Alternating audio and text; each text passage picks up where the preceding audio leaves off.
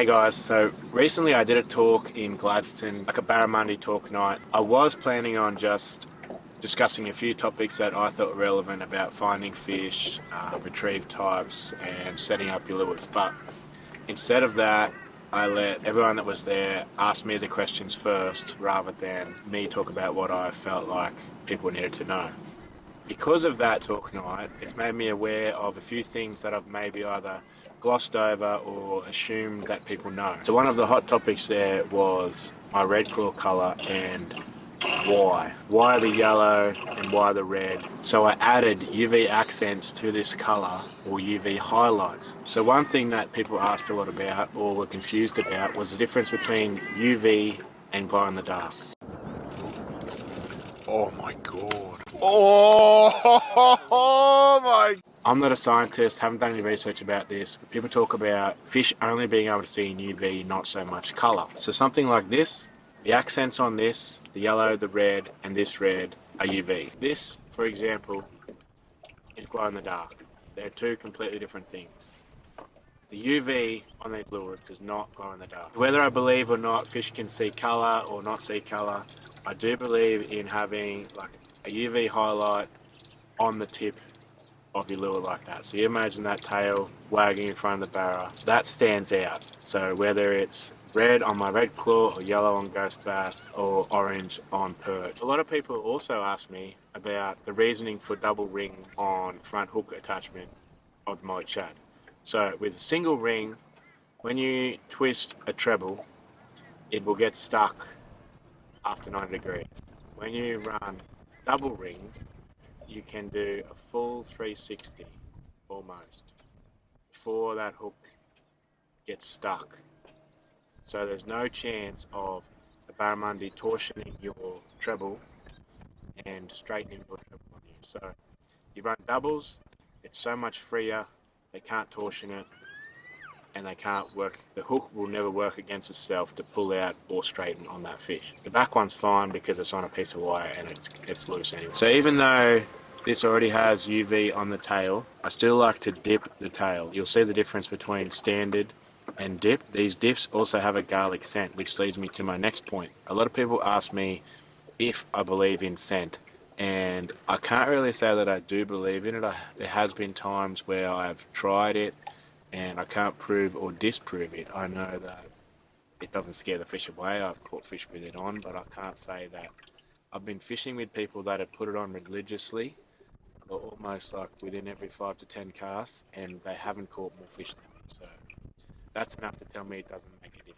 So I don't know if you noticed that little silver thing in the middle of my lure. You hear it?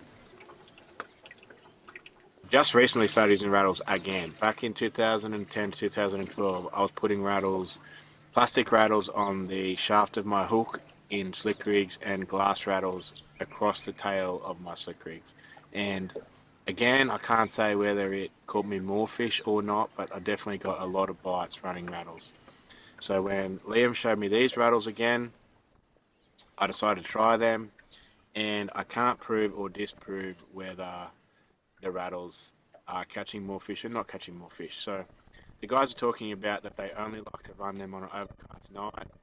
I have caught fish with this rattle chamber in on a full moon, very bright light, very bright night, and in the twilight bite and on sunset when I can still see on a clear afternoon. So I would suggest trying these out if you can get your hands on some, but I wouldn't put all your hopes on them converting into catching way more fish than running without.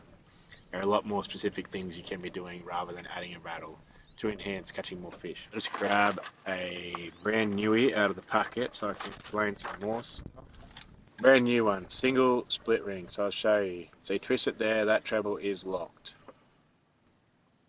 You twist it again, that treble is locked. So it's very easy to torsion a treble with just a single ring. So there's a lot of questions about the Colorado, removing it, and why I remove these fins.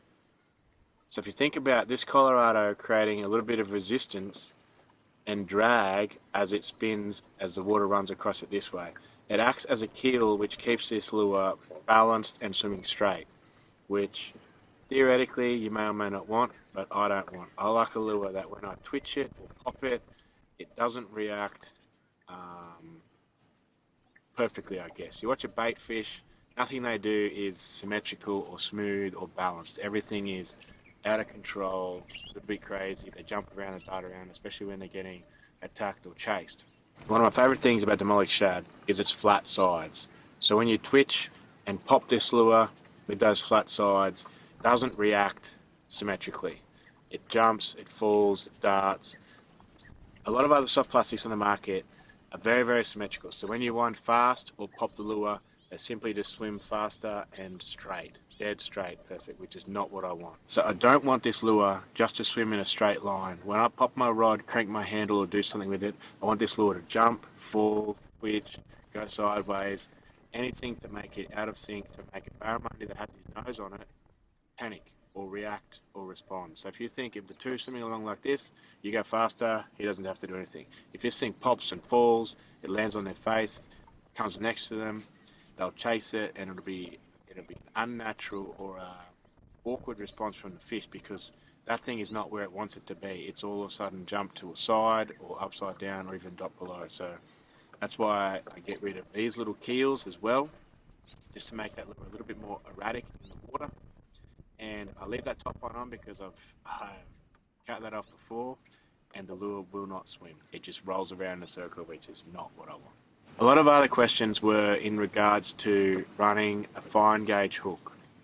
So all hooks are weak if you don't have the fish or the weight or whatever in the bottom of that curve. The bottom of that curve is where the hook is the strongest. Tip of a hook of any brand of hook, any gauge of hook, is not very strong. If you hook a fish on that tip and it folds out that way, you will straighten any hook. So I like to run finer gauge hooks which penetrate easier and typically have a smaller barb and a shorter distance from the point to the barb. So when they hit that fish, I don't really even, although I do set the hook pretty hard, you don't necessarily have to set the hook. Elena doesn't set the hook at all and has only jumped off a couple of fish. So with fine gauge hooks, you will get that fish pinned all the way in to the strongest part of that hook. The heavier gauge hooks, you run the risk of not pinning them properly and not getting past that barb.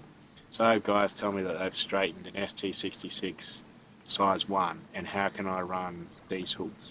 Because that fish wasn't pinned all the way, and if you have a smaller gape as well, you also run the risk of not actually getting around their jawbone, which means you are not going to be in the strongest part of that hook, and you won't have a good hook set. So to my next point about the top hook. Even though this top hook is well and truly strong enough for a barramundi, I still cut it off. I feel like I jump way too many fish off on this hook because that doesn't get all the way in past the barb and a good hook set unless you hook them in the scissor of their jaw. But if you pin them on the cheek or something with that hook, it doesn't go all the way in. Well, I find that for me, it doesn't go all the way in, and I'll jump that fish off, and then I've lost that fish. Whereas if I remove that, I don't run the risk of pinning him on that. I'll pin them on the trebles first, and they'll find home typically. I hate saying numbers. Probably my last point that I have mentioned to a couple of people, and I now do myself. So that bottom wire attachment is designed by Mollix to run a Colorado blade. That is it. It is not designed to run a hook. However, I haven't had many fish pull that wire out, but I've had a few people mention it to me. So what I've done since then is you simply get your split ring pliers and put the point of it in the gap of that wire and squeeze down hard just to extra crimp it. I've noticed lately there seems to be bulk crimp marks on that crimp, so touch wood, it is strong enough now, but I would still just run a crimp on the center of that just to keep it nice and strong, and you don't run the risk.